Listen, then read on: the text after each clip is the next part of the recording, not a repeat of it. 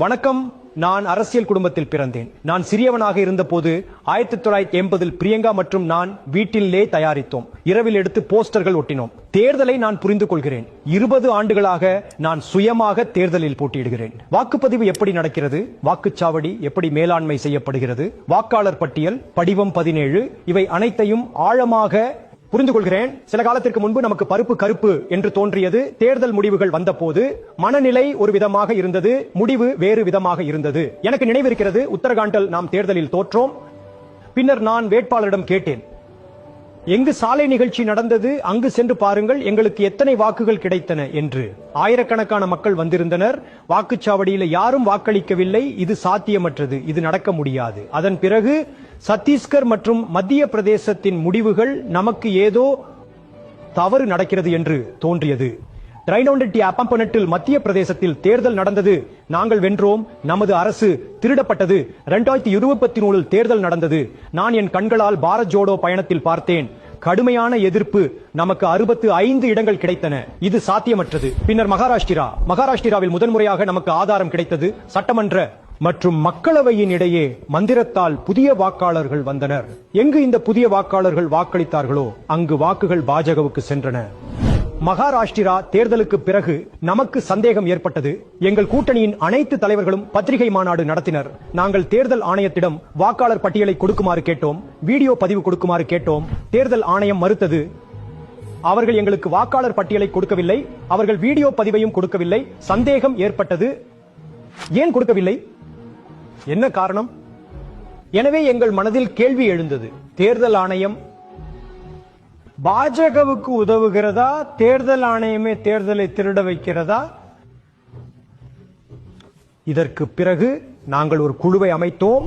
அவர்களிடம் சென்று ஒரு தொகுதியில் உண்மையை தேடுங்கள் என்று சொன்னோம். எப்படி மோசடி செய்யப்படுகிறது, எப்படி இந்த வேலை செய்யப்படுகிறது, யார் யார் இந்த வேலை செய்கிறார்கள் என்பதை தேடுங்கள். மிக முக்கியமான விஷயம் என்னவென்றால், தேர்தல் ஆணையம் டிஜிட்டல் தரவுகளை வழங்குவதில்லை, பிசிக்கல் தரவுகளை வழங்குகிறது. அதாவது லட்சக்கணக்கான காகிதங்களில் வாக்காளர் பட்டியலை வழங்கும், ஆனால் டிஜிட்டல் வாக்காளர் பட்டியலை யாருக்கும் ஒருபோதும் வழங்குவதில்லை என்று. ஏன் வழங்குவதில்லை? காரணம் என்ன? காரணம் என்னவென்றால், டிஜிட்டல் தரவுகள் கிடைத்தால் தேர்தல் ஆணையத்தின் உண்மை முழு நாட்டுக்கும் தெரிய வரும். நாங்கள் குழுவுக்கு மண்டேட் கொடுத்தோம். நீங்கள் சென்று சரிபார்க்கவும். 57 இடங்களில் மோசடி நடந்ததா, நடந்தால் எப்படி நடந்தது என்பதை பாருங்கள். குழு எங்களுக்கு ஒரு முறை சொன்னது, 57 இடங்களில் வேலை செய்ய முடியாது. ஏன்?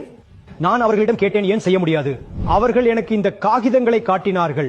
இந்த காகிதங்கள் ஒரு மக்களவையின் காகிதங்கள் அல்ல, இது ஒரு சட்டமன்றத்தின் காகிதங்கள். இந்த காகிதங்களை நாங்கள் கையால் சீரமைக்க வேண்டியிருந்தது. இந்த முழு வேலை 6 மாதங்கள் எடுத்தது. ஒரு சட்டமன்ற தொகுதியில நாங்கள் இந்த வேலை செய்ய முடிந்தது. ஏனென்றால் டிஜிட்டல் தரவுகள் இல்லை. கொடுக்கப்படுகிறதா? எனில் தேர்தல் ஆணையம் எங்களுக்கு டிஜிட்டல் தரவுகளை வழங்கி இருந்தால் நாங்கள் இந்த நடவடிக்கையை முழு நாட்டில் ஒவ்வொரு மக்களவையிலும் ஒவ்வொரு சட்டமன்றத்திலும் 15 நிமிடங்களில் செய்து காட்டியிருப்போம். எங்களிடம் வரம்பற்ற வளங்கள் இல்லை. எனவே நாங்கள் இந்த ஆராய்ச்சியை ஒரு மக்களவையில் ஒரு சட்டமன்ற தொகுதியில் மட்டுமே செய்தோம். எனக்கு முழு நம்பிக்கை உள்ளது. இங்கு நடந்தது போன்ற 100க்கும் மேற்பட்ட இடங்கள் உள்ளன. இந்தியாவில் இங்கு நடந்தது அந்த இடங்களிலும் நடந்துள்ளது. நினைவில் கொள்ளுங்கள், பாஜகவுக்கு 10-15 இடங்கள் குறைவாக வந்திருந்தால் இன்று நரேந்திர மோடி பிரதமர் இருக்க மாட்டார். இந்திய கூட்டணியின் அரசு இருக்கும். ஆய்வு 5 விதமான திருட்டுகளை கண்டுபிடித்துள்ளது. நகல் வாக்காளர்கள், அதாவது ஒரு வாக்காளரின் பெயர் வாக்காளர் பட்டியலில் பல இடங்களில் வருகிறது. போலி முகவரி, அதாவது முகவரி இல்லை அல்லது வீட்டு எண் 0. தொகுதி வாக்காளர்கள் ஒரே முகவரியில், அதாவது ஒரு சிறிய வீட்டில் 40, 50, 60 பேர் வசிக்கிறார்கள். தவறான புகைப்படங்கள், சிறிய புகைப்படம் அல்லது புகைப்படமே இல்லை. அந்த சிறிய புகைப்படம் தெரியும் கூட இல்லை. யார் எது முகம் தெரியவில்லை. படிவம் 6 தவறாக பயன்படுத்தப்பட்டது. படிவம் 6 முதல் முறை வாக்காளர்களுக்காக உள்ளது. அதாவது இப்பொழுது 18-20 வயதானவர்கள், ஆனால் வாக்காளர் பட்டியலில் 90 வயதானவர்கள் படிவம் 6 பயன்படுத்துகிறார்கள். தேர்தலில் 6,50,000 வாக்காளர்கள் இருந்தனர். அதில் 1 லட்சம் திருடப்பட்டது. இப்போது நான் உங்களுக்கு 5 உதாரணங்களை கொடுக்கிறேன். இதை பாருங்கள். குர்கீரத் சிங்டா, அவரது பெயர் 4 வெவ்வேறு வாக்குச்சாவடிகளில் வருகிறது. இது எப்படி நடந்தது, ஏன் நடந்தது? மற்றொரு உதாரணம், விஷால் சிங், வாரணாசியில் வாக்காளர் பட்டியலில் பெயர் உள்ளது. பெங்களூரில் 2 முறை வாக்காளர் பட்டியலில் பெயர் வருகிறது. இது வாரணாசியில் வாக்களிக்கிறார்களா அல்லது பெங்களூரில் வாக்களிக்கிறார்களா அல்லது இரு இடங்களிலும் வாக்களிக்கிறார்களா? மற்றொரு உதாரணத்தை பாருங்கள். வீட்டு எண் 0 நீங்கள் ஒருபோதும் கேட்டதுண்டா? வீட்டு எண் 0 நாங்கள் ஒருபோதும் கேள்விப்படவில்லை. ஆனால் பெங்களூரில் ஆயிரக்கணக்கான வீட்டு எண் 0 உள்ளது. வாக்காளர் பட்டியலில் வீட்டு எண் 35 கதையை பாருங்கள். சிறிய வீடு, அதிகபட்சம் 4 பேர் வசிக்க முடியும். ஆனால் இந்த 35இல் 80 பேர் வாக்காளர் பட்டியலில் பதிவு செய்யப்பட்டுள்ளனர். இது RO எப்படி அங்கீகரித்தது, ஏன் அங்கீகரித்தது என்பதை புரிந்து கொள்ள வேண்டும். சரி, இப்போது இதை பாருங்கள். வாக்காளர் பட்டியல், அவர்களின் புகைப்படத்தை பாருங்கள். இது புகைப்படமே இல்லை, அல்லது சிறிய சிறிய புகைப்படங்கள் பார்க்க முடியாது. இந்த வாக்காளர் அடையாளங்களில் வாக்களிக்கப்பட்டுள்ளது. இப்போது நான் உங்களுக்கு சகுன் ராணியின் கதையை சொல்கிறேன். முதல் முறை வாக்காளர் ஆனார். 70 வயது. ஒரு முறை படிவம் 6 பயன்படுத்தப்பட்டது.